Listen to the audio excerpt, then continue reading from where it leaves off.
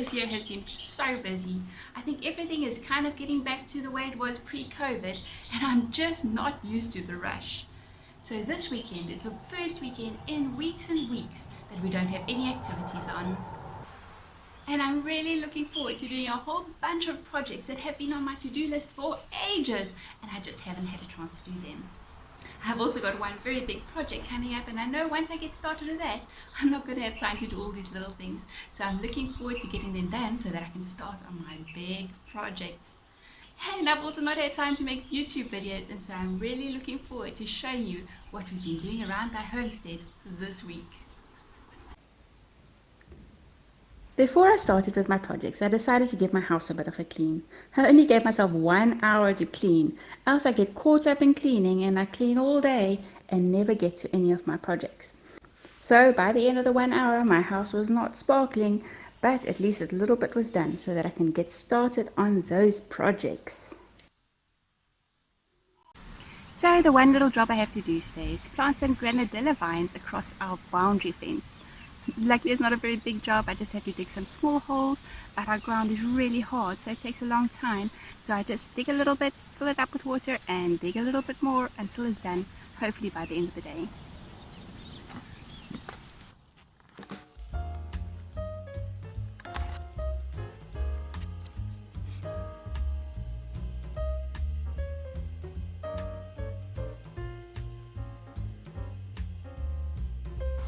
Next up, I'm going to be harvesting some tomatoes. Now, I haven't had time to stake these tomatoes, and so they have just grown sprawling across the floor. And obviously this is not at all ideal. But I'd like to encourage you, if like me, you have good intentions of staking your tomatoes and you just don't get around to it, don't fret, you can still get a lot of tomatoes. I managed to get about 5 to 6 kilograms of tomatoes every single week for the past few weeks from these tomato bushes that I'd never had time to stake. Obviously, I do think that if I'd staked them properly, then the yield would have been better and they wouldn't really have been damaged by mice quite as much as what they are at the moment. But at least I am still getting more than enough tomatoes for our family.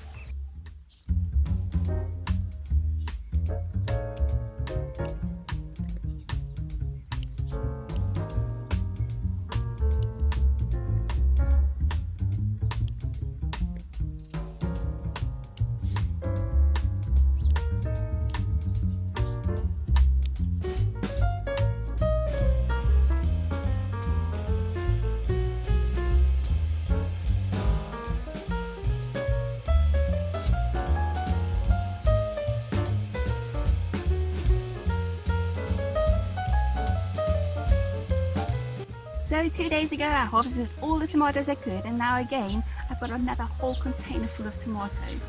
So I'm really pleased with this harvest. Even though I never got time to stake them, it still makes a lot of tomatoes. I'm not really a good homesteader, so I haven't started with the whole canning and all of that, but I will be just boiling these tomatoes up with some onions and putting them in the freezer. And then I've got tomato sauce to be used with all sorts of dishes for the next couple of months.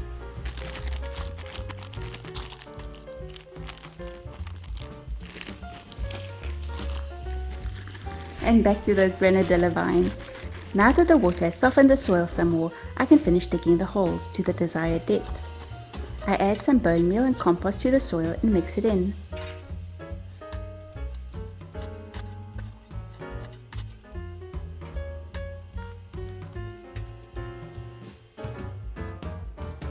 I put a little bit of mixed soil in the bottom of the hole so that the granadilla plant will be at the correct height.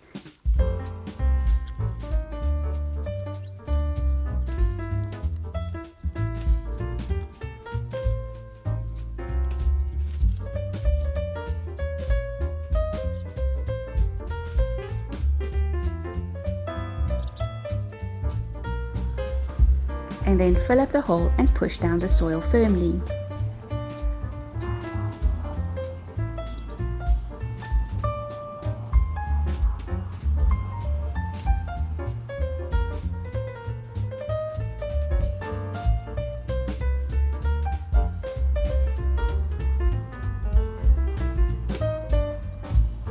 Now, one thing I am not very good at, and you have to really force myself to do, is finish projects completely. Usually I would just plant a plant and be like, yay, I'm done, when in reality there's much more to be done. We have goats walking around our property that would be able to eat my precious granadilla plant as a light snack, so I have to protect them, especially while they are small.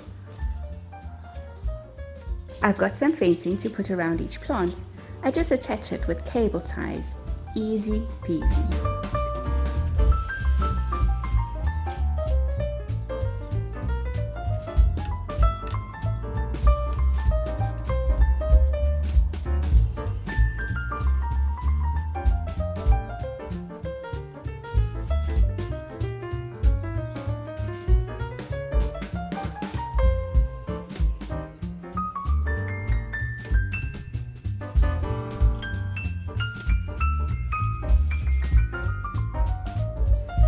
I've also learned the hard way that I have to add protection to the other side of the fence. Else, as the vine twists around the fencing, the goats just eat the outside bit of the vine or pull it through the fencing. I love having goats around and wouldn't change it for the world, but it does mean I have to take some precautions to protect my plants. Next up, I must protect a new apple tree that I planted during the week. We live near the coast and so it can get really windy. So in addition to putting fencing around my trees and staking them, I also have to fasten the fencing to the ground with tent pegs, else it could cause some real damage to my small little trees on a windy day.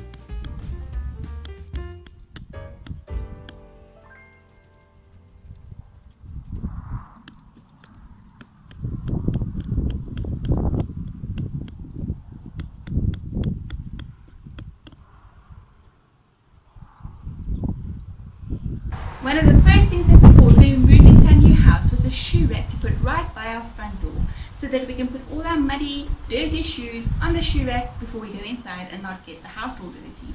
And it does work really well as a shoe rack, but it does not work so well as a chair for children. And as you can see, we learned that the hard way.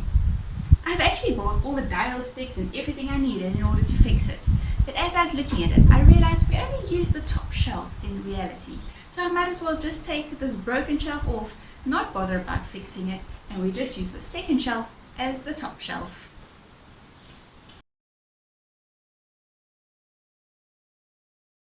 This is one of those really quick projects that'll just take 2 minutes to do, but somehow I just never have 2 minutes to do it.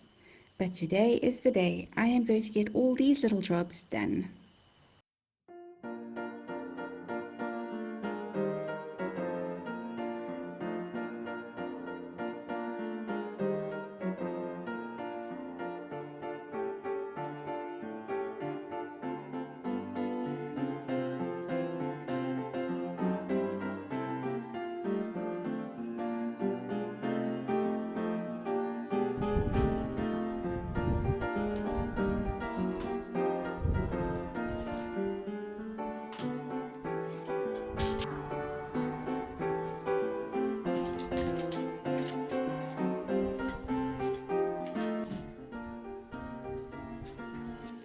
There we go.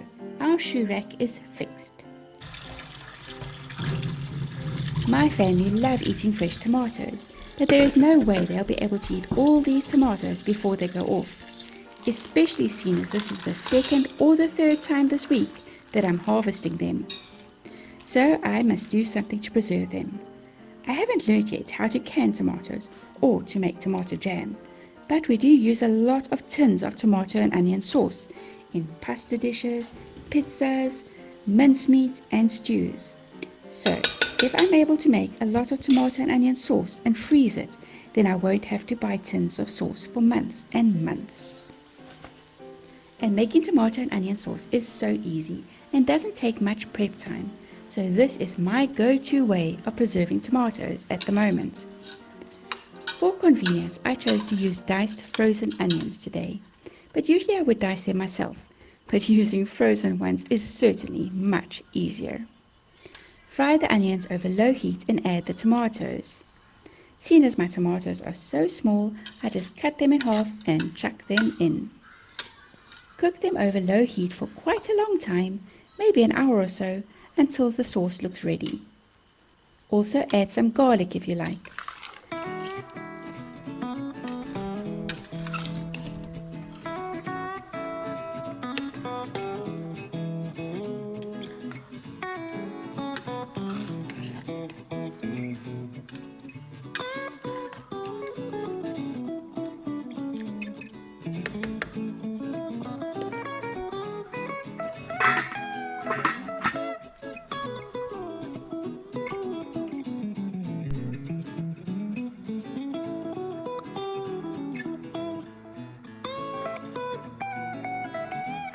Let the sauce cool down and put it into conveniently sized containers and freeze it until you need it.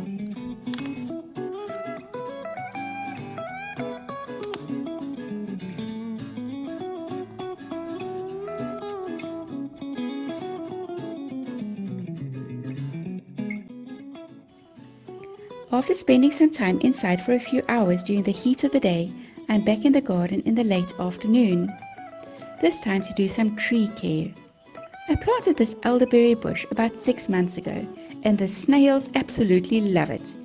We had a snail problem a few months ago on all our plants, but now they only seem to be on this elderberry bush and the fig tree next to it.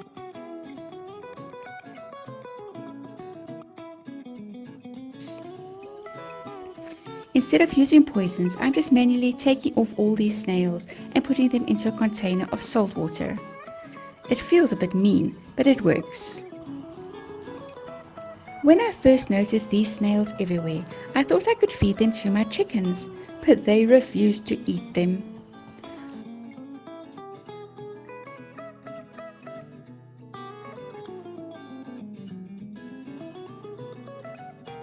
After removing all the snails, I pulled out all the weeds and the grass around the bush to make it look neat and tidy. Now I do the same with the fig tree next to it.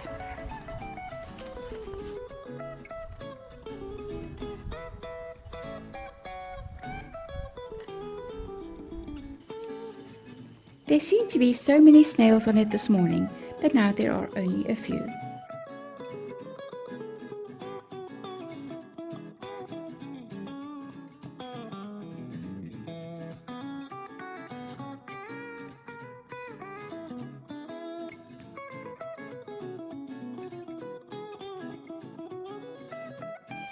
Ah, there they are, hiding in the weeds. After removing all the weeds and grass from around the tree, they'll have nowhere to hide, and I'll be reducing the weed pressure on this new fig tree.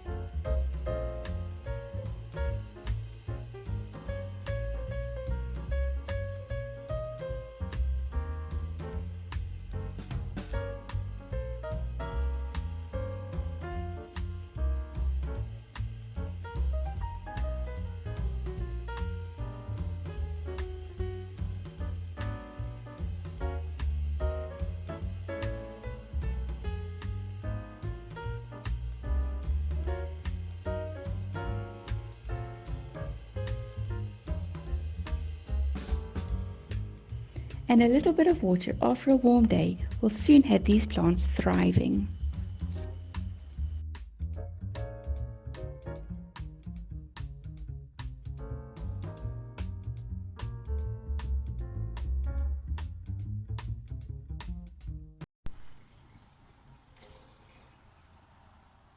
Next up, we are doing some chicken care. We save our eggshells to feed to the chickens to add some extra calcium to their diets. But I do grind them up really finely so they don't look like eggshells, just in case the chickens recognize them and start to peck at their own eggs. We also have quails, so we have chicken eggshells as well as quail eggshells.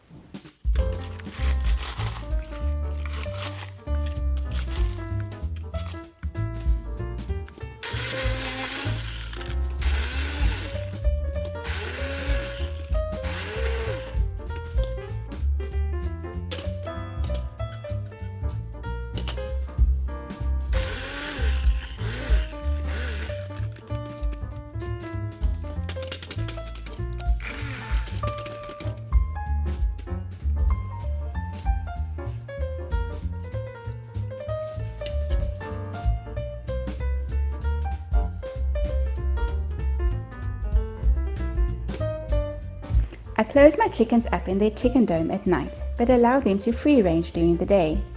This will most probably change soon because they are really causing a lot of destruction in my vegetable garden. I try to make nice wood chip pathways and a compost garden beds, but they have mixed up all the wood chips with the compost, and they also eat a lot of the seedlings and all the spinach.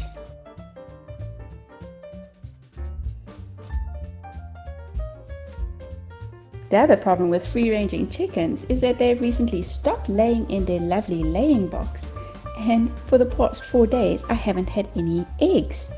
I know there must be somewhere, but I don't know where. So today's chicken project is to try to find where they have been hiding their eggs.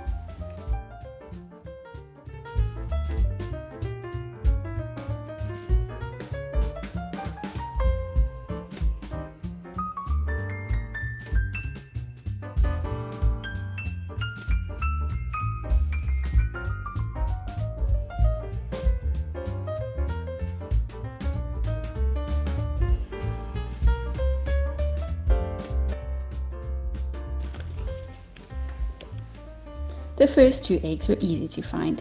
They were just randomly laid in the middle of the chicken dome.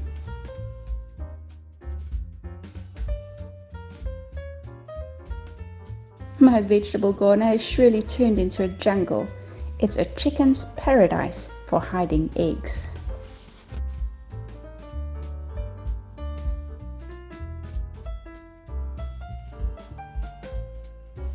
But the next little find was a nest that they had made for themselves under a garden chair.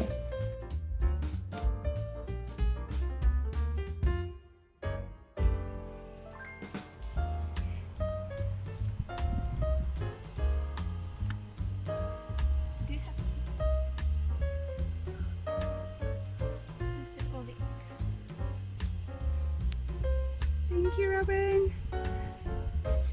And then the last big find was a nest they made under some building rubble. This was actually so exciting to find because we have never had so many eggs before. Up till now, only our 2 older hens were laying, but with so many eggs, it means that our chicks must have started laying too. I am so excited because I thought that they should have started laying long ago, and I was starting to despair. But now the day is here. Hopefully it means we won't need to buy eggs again.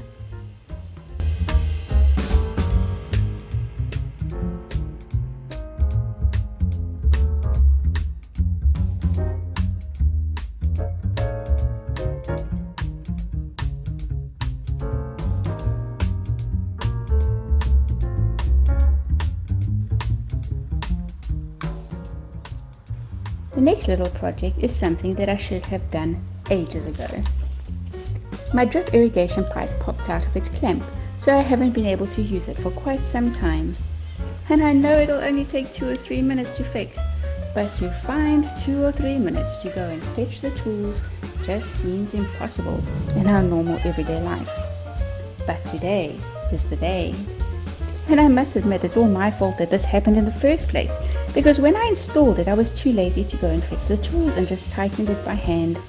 Silly me, I should have known better. I first tried tightening it the wrong way and damaged the pipe. Luckily it is a very forgiving drip irrigation system and I could just cut off the damaged bit and do it again properly.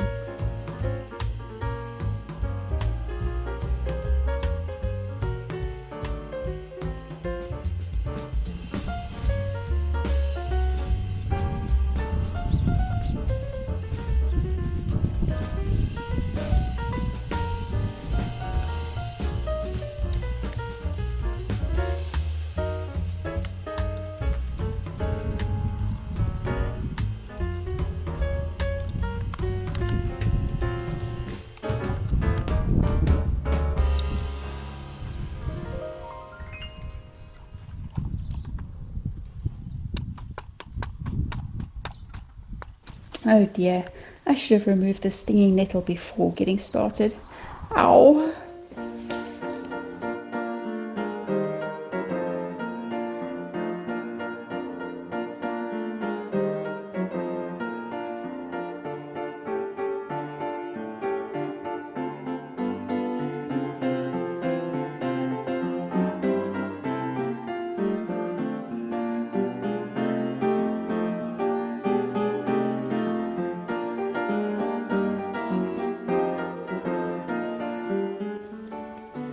Now it's time to tackle the jungle, so I'll start removing the worst weeds.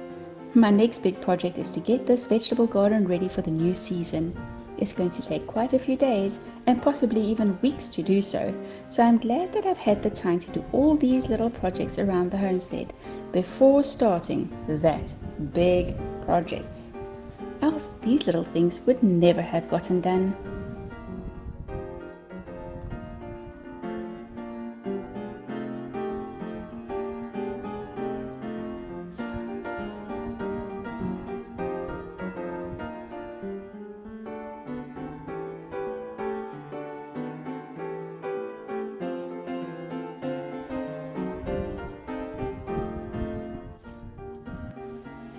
And the last project for the day is to harvest my potatoes. I love harvesting potatoes, and even though by this time of the day my kids were starving, they had to wait just a little bit longer for me to finish.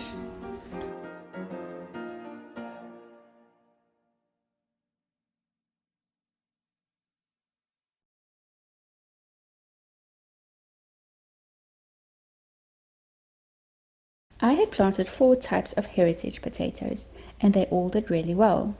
The varieties I planted were Blauwsit Galle, which have a really dark skin and are blue-purple in color inside. Also Ronaldo potatoes, which made the most potatoes and have a bright red skin and a nice white flesh. The next ones are flamenco potatoes, which also has a bright red skin and a bright white flesh.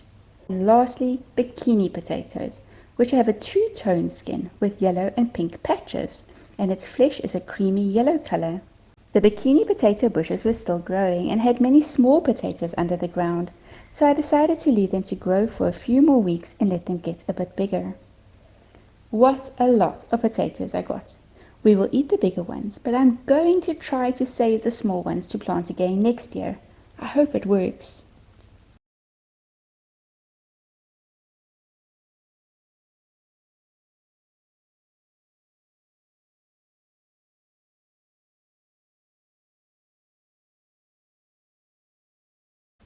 Our first meal with the potatoes was to make chips, and look how lovely and colorful they look. Yum, yum.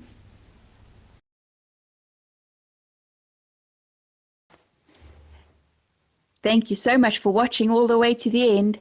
So now for the real deal. I love weekends like this. I love just being at home, doing my own thing, not having to rush off anywhere. I'm definitely not a socialite. So even though I'm busy with all sorts of little tasks around the house, I find it so relaxing and so rewarding to be able to do them. I far prefer to do this than lying around watching TV and feel far more refreshed after a weekend of being busy like this. So I'd love to know more about you. So write down in the comments for me, are you someone that likes to put your feet up over the weekend and just relax and prepare yourself for the week that lies ahead? Or are you someone like me that keeps busy the whole time and really struggles to sit down sometimes and just drink a cup of coffee and do nothing for a while? Thank you so much for joining me today, and I look forward to seeing you again next time. Bye.